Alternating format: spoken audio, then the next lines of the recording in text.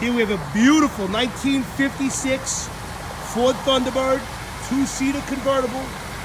Nothing says classic like this car right here.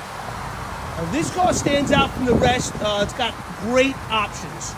We have power steering, power brakes, power windows, power seat. Just beautiful stuff. It is an original black car. Continental kit, laser straight. If you look down the sides of the car, it's just super straight. Just all done right. It's got the original 312 automatic transmission. Black cloth top. We also have the hard top for the car. She's just done it. She's running right now. She runs and drives great. Just check out the inside. The seats, the dash, everything is done. This car is ready to go.